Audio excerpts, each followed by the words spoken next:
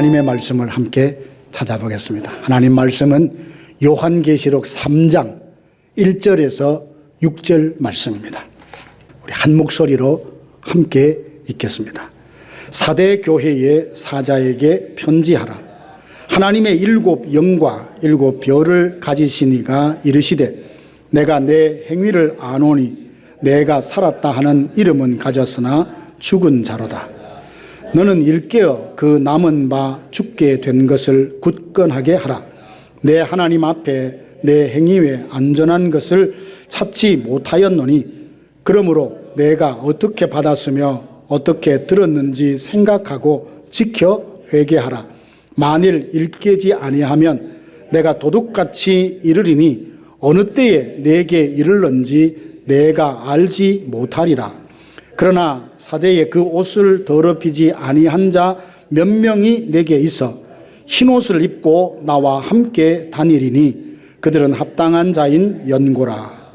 이기는 자는 이와 같이 흰옷을 입을 것이요 내가 그 이름을 생명책에서 결코 지우지 아니하고 그 이름을 내 아버지 앞과 그의 천사들 앞에서 시인하리라. 귀 있는 자는 성령이 교회들에게 하시는 말씀을 들을지어다. 아멘. 요즘 여러분 시대가 어떻다고 느끼십니까? 절대적인 가치를 부정을 하고 각자 좋을 대로 판단을 하고 사람들이 살아가다 보니까 무엇이 중요한지, 무엇이 의미 있는 것인지, 무엇이 본질인지 혼란스럽기까지 합니다. 거기에다가 자기가 옳다고 늘 목소리를 내니 그냥 소음, 시끄러운 이런 세상을 우리는 살아가고 있지 않습니까? 거기에다가 자기의 내면의 본질적인 모습보다는 다른 사람들에게 어떻게 보일까 이 부분을 지나치게 관심을 갖다 보니 겉은 점점 화려해지는데도 그리고 기능은 점점 최첨단을 달리니 하이테크 시대에 하이터치가 필요하지만 정보를 나눌 대상은 찾을 수 있어도 마음을 나눌 수 있는 진정한 친구를 찾아보기 힘든 시대를 여러분이 살고 있다 생각을 합니다. 이럴 때 교회가 하나님께 맡겨주신 소명을 잘 감당해서 삶의 그 길잡이가 되어주면 참 좋겠지만 이 지상에 있는 교회들이 하나님께서 맡겨주신 그 사명을 잘 감당하는 신실한 교회, 하나님께 기쁨이 되는 교회가 그리 많지 않습니다.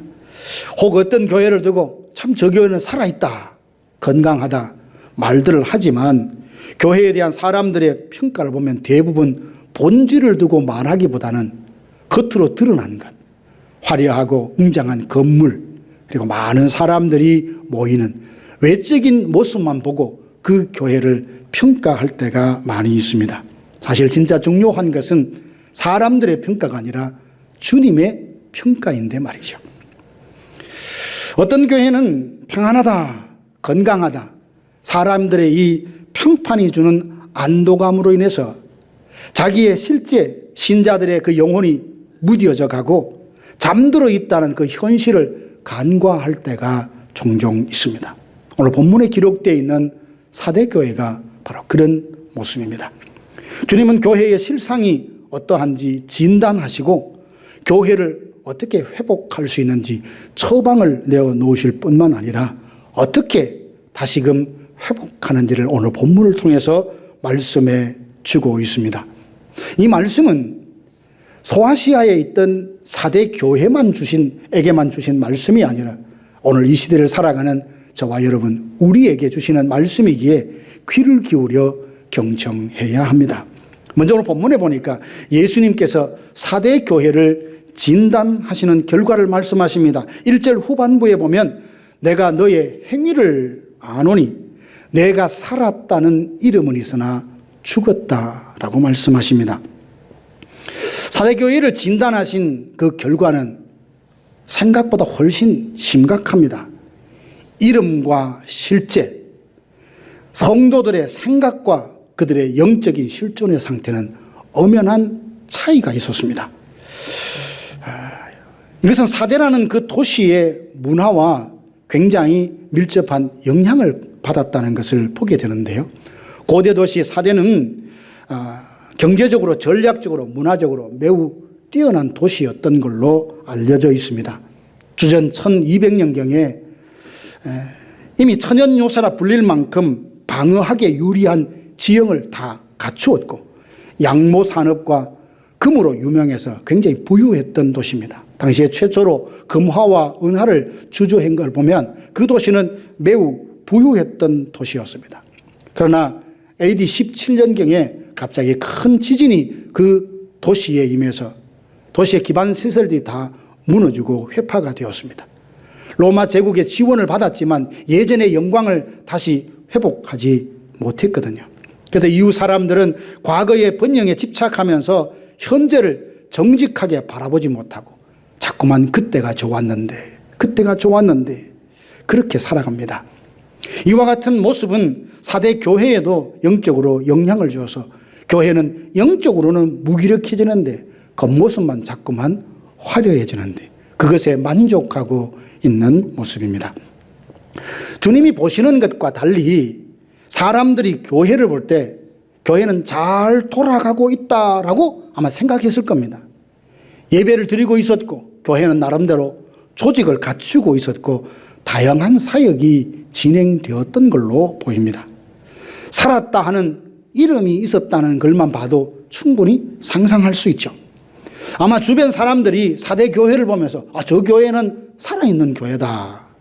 역동적인 공동체라 그렇게 입을 모아 칭찬을 했을 것입니다. 아마 그들은 그 칭찬을 들으면서 그래 자기들도 그렇게 생각했을 겁니다. 하지만 주님은 그 교회를 전혀 다르게 진단하셨습니다. 내가 내 행위를 아노니 내가 살았다는 이름이 있으나 실상은 죽은 자라. 이 말씀은 가볍게 흘려들을 수 있는 이야기가 아니라 교회의 생사가 달린 너무나 중요한 말씀입니다. 그런데 교회나 믿음이 생물이 아닐진데 어떻게 예수님이 사대 교회를 보고 죽었다라는 표현을 쓰셨을까요? 그것은 교회가 죽은 사람이 갖고 있는 특징을 갖고 있었기 때문입니다. 죽은 사람은 일체 반응을 하지 않습니다. 불러도 대답이 없습니다. 어떤 상황에 대해서 전혀 대처하지도 반응도 하지 못합니다. 교회가 만약 죽었다라고 예수님이 말씀하셨던 그것은 말씀에 대해 하나님의 뜻이 명확하게 드러났음에도 불구하고 반응하지 않았다는 것을 뜻하죠. 예수님께서 이 시대를 비유하면서 이런 말씀을 하셨어요. 어린아이들이 장터에서 피리를 부는데 춤추지 않는다. 여러분 지나가다가 이게 남미 사람들이 음악을 막 들어보면 자기도 모르게 나는 그 음악을 몰라요. 그런데도 어깨가 덩실듯이 춤이 나오는 그런 거 경험해 보셨을 겁니다. 장터에서 아이들이 피리를 부는데 당연히 반응이 나타나야죠. 그렇지만 춤추지 않는다 했어요. 곡을 하는데도 슬퍼하지 않는다 하시면서 예수님이 뭘 꼬집으시는 겁니까? 진리의 말씀과 하나님의 뜻에 대해서 반응하지 않는 그 세대를 꼬집으셨던 겁니다. 사대교회는 어찌 자신이 영적으로 죽어가고 있다는 것을 전혀 눈치채지 못했던 걸까요? 그들이 생각하기에 주일에 예배를 드리고 그리고 맡은 일을 열심히 하고 여러 가지 활동을 하고 있는 것이 곧 건강한 믿음의 척도라고 확신했습니다. 이렇게 예배하고 있고 내가 섬기고 있고 일하고 있으니 나는 아무 문제가 없다고 스스로 생각을 했겠죠. 하지만 예배를 드리지만 그 예배하면서 우리의 마음이 하나님께 나 자신을 드린다는 온전한 믿음의 고백이 없이 드린다면 어쩌면 종교 행사에 참여하는 것과 무엇이 다르겠습니까? 하나님의 말씀 그 뜻이 분명히 정해졌는데도 밝혀졌는데도 불구하고 순종할 의지 없이 그저 하나의 지식으로 동의하고 끝난다면 정말 하나님이 보시기에 괜찮은가 우리는 스스로 되물어 봐야 하죠. 마태복음 7장에 보면 자신의 기대와 예수님의 평가가 전혀 달라서 당황하는 사람들이 나옵니다. 그들은 천국 문 앞에서 주님이 자신들을 맞이해 주실 것을 기대하고 자기들이 했던 일들을 막 늘어놓으며 자기 자랑을 합니다. 주여, 우리가 주의 이름으로 선지자 노릇을 했습니다. 주의 이름으로 귀신을 쫓아냈습니다. 주의 이름으로 많은 권능을 행했습니다. 여러분, 이 사람들이 이런 자기 자랑을 늘어놓으면서 무엇을 기대했을까요? 예수님으로부터 아마 그래, 참 잘했다, 내가 안다, 이리 와서 내가 베푼 잔치에 참여해서 나와 함께 즐기자, 아마 예수님의 이런 대답을 기대했을 겁니다. 그런데도 그는 상당히 당황스러운 주님의 대답을 듣습니다. 주님이 그들에게 뭐라고 하십니까? 나는 너들을 모른다는 거예요. 이 땅에 살면서 열심히 있었습니다. 주님의 이름으로 귀신을 쫓아냈다니까요. 주님의 이름으로 많은 권능을 행했습니다. 주님의 이름으로 선지자 노릇을 했습니다. 그런데도 예수님이 나는 너를 모른다 하시며 불법을 행하는 자들아 내게서 떠나라 라고 하셨습니다. 예수님의 이 대답을 가만히 보면 그들은 열심히 없었던 것이 아닙니다. 그런데 불법을 행하는 자들아, 이 말씀을 유추해 보면 그들의 열심, 그들의 수고, 그들의 섬김, 모든 일들은 하나님의 뜻과 하나님이 기뻐하시는 것과 달랐다는 데 있었습니다. 아무리 열심히 뛰고 달리지만 경기하는 방식을 어긴다면 맨 먼저 도착하고도 상을 받을 수 없지요. 그래서 우리는 주를 위해서 선한 열심을 갖는 것 얼마나 귀한지 모릅니다. 하나님께서 내게 주신 달란트, 은사를 받고 주를 사랑하는 마음으로 충성하는 것 너무나 귀합니다. 그러나 그 열심과 섬김과 충성은 하나님의 기뻐하시는, 하나님이 원하시는 방향과 맞아야 한다는 거예요. 그래야 그 열심이 마지막 날 상급이 되고 하나님께 칭찬받게 되는 것이죠. 이것은 매우 중요합니다. 왜냐하면 예수님은 사대교회만 진단하시는 게 아니에요. 에베소 교회, 서머나 교회, 버가모 교회, 도아디라 교회만 진단하시는 것이 아니라 오늘 우리의 심령도 성령을 통하여 진단하고 계십니다. 주님은 불꽃 같은 눈동자로 우리의 심장과 폐부를 살피시며 모든 행위와 마음의 동기까지 헤아리십니다. 그러니 그 누구도 주님 앞에 속일 수도 감출 수도 왜곡할 수도 없습니다. 우리가 흔히 몸에 좀 이상이 있다 싶으면 병원에 가서 정기 검진을 받으려고 하지 않습니까? 근데 병원에 가기 전에 먼저 하는 게 있죠. 이런저런 증상이 이렇게 있으면 유튜브를 찾아보고 검색을 합니다. 보면 이러이런 증상이 있으면 이런 병이네. 벌컥 자기 스스로 한번 진단합니다. 나 암이 아닌가, 큰 병이 아닌가 스스로 걱정하면서 불안하며 의사를 찾아가게 하되죠. 그것처럼 우리가 아직 주님의 심판대에 서지 않았습니다. 그럼에도 불구하고 그 날이 되면 우리가 이 땅에서 주를 위해 살았던 모든 것이 다 드러난다는 것을 기억하고 우리 스스로 진단해 보는 거죠. 병원에 가기 전에 자기 건강을 진단해 보는 것처럼 하나님의 말씀이라는 영혼을 비춰주는 거울 앞에다 서서 자신을 돌아보는 것입니다.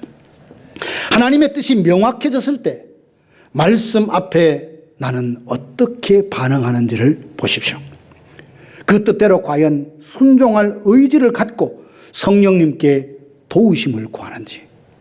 사무엘이 뭐라고 하죠? 하나님께서 성전에 있는 그를 부르실 때 사무엘이 달려가서 그렇게 말합니다. 주여 말씀하옵소서 종이 듣겠습니다. 그 어린애가 그 말의 의미를 알고 했겠습니까? 엘리 제사장이 그렇게 말하는가 했겠지만 그는 그 어릴 때 의미도 잘 모르고 했던 고백을 지키려고 부단히 애를 썼습니다. 그래서 리타이어하고 마지막 노년에 이스라엘 백성들에게 뭐라고 합니까? 나는 너희들을 위하여 기도하는 것을 쉬는 죄를 범하지 않겠다라고 말하지 않았습니까? 그렇습니다. 우리 스스로가 영적으로 건강한지 아닌지는 하나님의 말씀이 깨달아졌을 때, 하나님의 기뻐하시는 뜻이 명확하게 드러났을 때 나는 거기에 대해서 어떻게 반응하는지를 보면 어느 정도 영적인 건강을 스스로 가늠해 볼 수 있습니다. 저는 우리들 중에 말씀과 하나님의 뜻에 반응하지 않는다고 해서 저는 여러분이 영적으로 죽었다라고 생각하지 않습니다. 왜냐하면 상황에 대해서 반응하지 않는 것은 죽은 사람도 반응하지 않지만 누가 반응하지 않습니까? 깊이 잠이 든 사람. 살아 있습니다. 그럼에도 불구하고 깊이 잠이 들면 주변에 무슨 상황이 일어나도 그냥 전혀 모르고 잠들어 있지 않습니까? 어떤 신학자가 교회를 큰 거인의 비유를 하면서 교회가 제 기능과 사명을 감당하지 못하는 모습을 빗대어서 잠자는 거인이라 그렇게 비유를 했더라고요. 참 일리 있는 말입니다. 저는 이 생각을 하면서 목회자로서 매우 무거운 책임감과 두려움을 느꼈습니다. 왜냐하면 혹 나 자신의 어리석음과 실수 또 미련함으로 인해서 영적으로 잠든 성도들을 깨우라고 목사로 세워주셨는데 자신의 잘못, 자신의 실수, 자신의 죄로 인해서 성도들을 오히려 더 영적으로 깊은 잠이 들게 할까 봐. 살았다는 이름뿐이요 실제는 죽었다. 이런 진단을 받게 하는 교회가 된다면 수고하고 애쓴 목회의 수많은 사역들은 하나님 앞에 뭐가 되겠습니까? 그래서 늘 두려운 마음으로 성도들을 영적으로 깨우는 목사였으면 좋겠다. 주님이 그만이라고 말씀할 때까지 온 힘을 다해서 하나님의 사람들을 하나님 앞에 세우는 이런 일에 매진했으면 좋겠다고 기도했었습니다.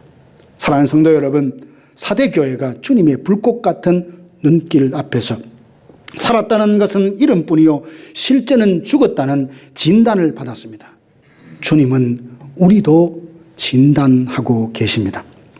성령이 하시는 말씀을 들을 수 있는 귀를 열고 주의 말씀을 깨닫는 자는 듣고 회복할 것이나 듣지 않고 이를 무시한다면 그 결과가 어찌 되겠습니까? 바라기는 우리 모두 주님 앞에서 옳다 인정함을 받고 하나님의 기쁨이 되었다고 칭찬받고 진정 이름뿐만이 아니라 실제로도 살아있는 믿음을 소유하는 저와 여러분들 되기를 주님의 이름으로 축복합니다.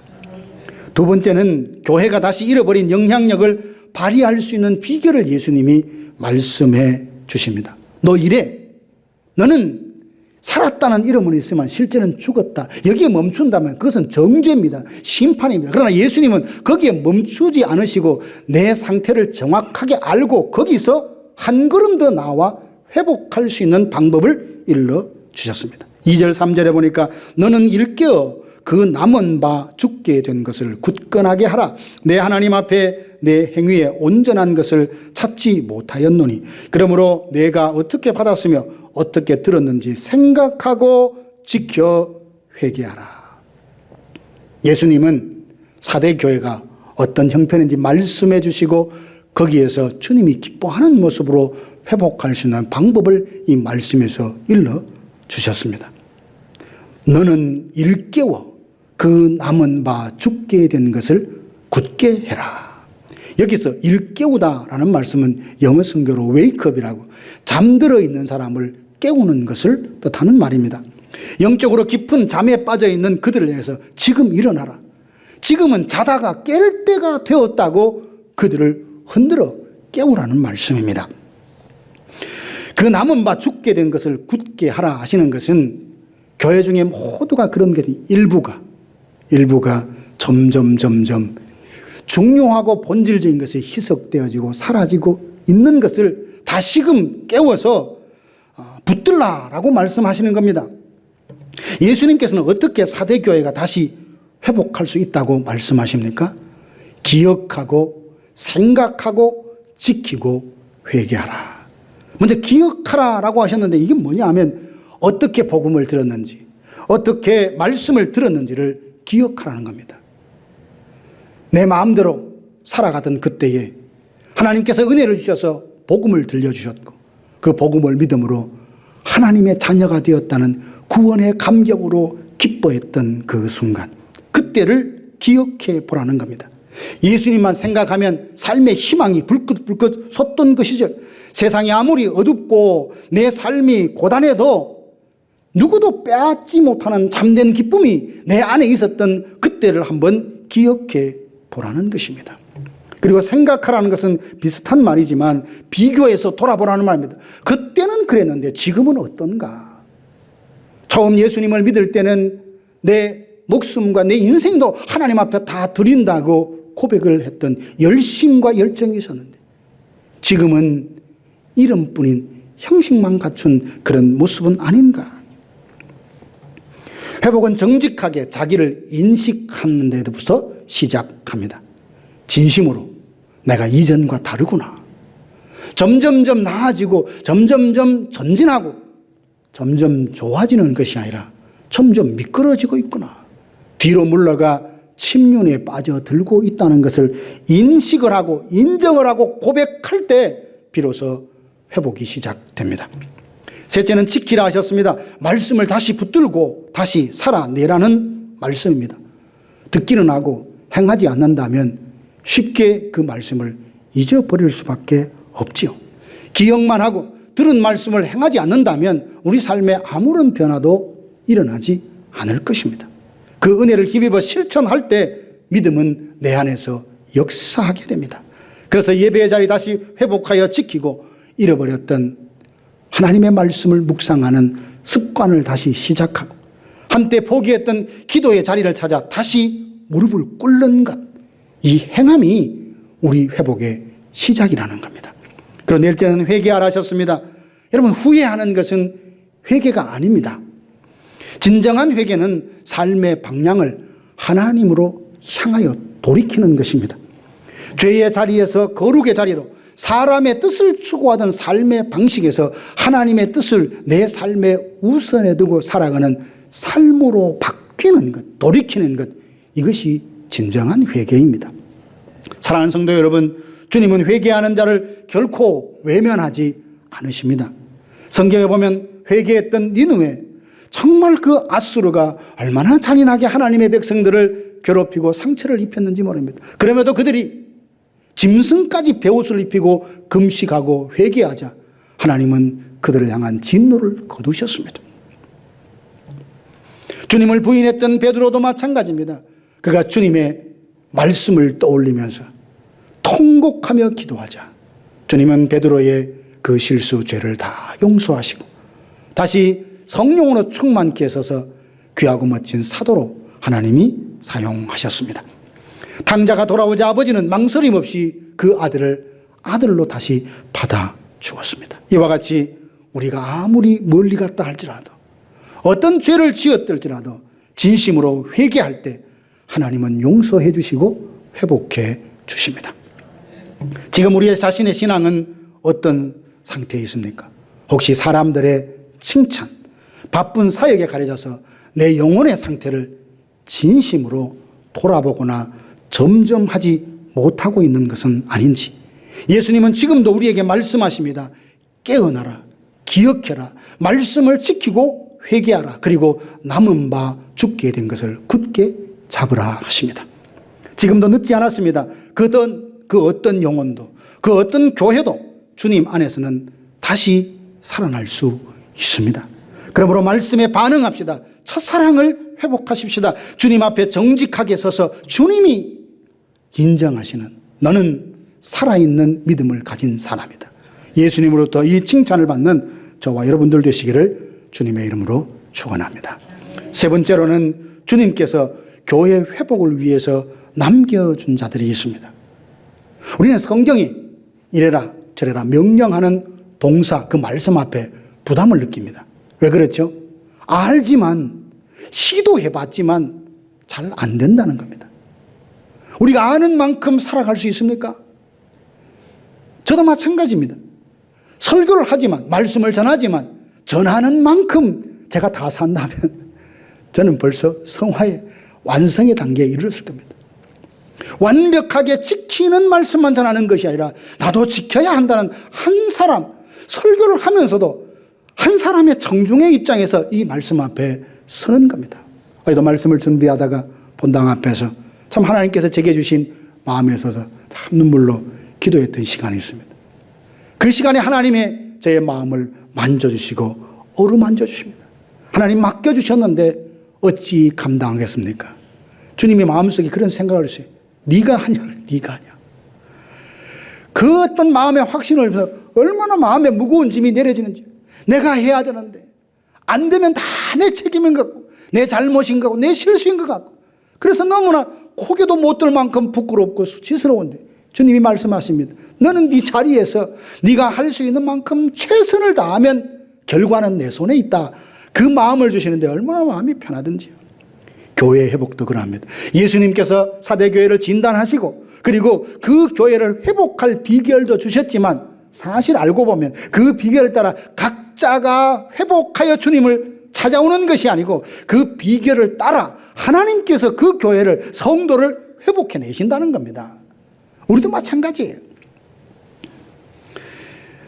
예수님은 누구를 통해서 사대교회를 회복해 가시느냐? 오늘 성경에 보니까 사대에 그 옷을 더럽히지 아니한 몇 명이 있다라고 말씀하십니다. 그들은 흰 옷을 입고 나와 함께 다니리니 그들은 합당한 자인 영고라. 이 말씀은 참 우리에게 위로가 됩니다. 희망의 메시지입니다. 사대교회의 대부분의 성도들은 영적으로 깊이 잠이 들어 있었고 신앙의 생기를 다 잃어버렸지만 그 가운데도 주님은 신실한 자들을 남겨주셨습니다. 주님께서 그 옷을 더럽히지 않는 자, 그루터기와 같은 신실한 자를 남겨주셔서 그들을 통하여서 교회를 다시 세우고 하나님의 나라를 이 땅에 확장해 가시겠다고 말씀하고 계십니다. 그들은 주님 앞에서 자신을 지켰습니다. 유혹이 밀려와도 무릎 꿇지 않았고 다수가 타협을 해도 말씀을 붙들었고 기도하는 손을 놓치지 않았고 예배의 자리를 지켰던 사람입니다. 사랑하는 성도 여러분, 저는 우리 교회가 이 시대 하나님의 구원 역사의 마중물같이 쓰임받는 귀한 교회와 성도들 되기를 소망합니다. 하나님 나라의 종자시로 남겨주신 바로 그 자들이, 하나님 찾으시는 그 한 사람이 바로 우리 교회요, 우리 각자가 될 수 있기를 원합니다. 하나님은 그루터기와 같이 남겨준 자들을 통하여 거룩한 역사를 펼쳐 가셨습니다.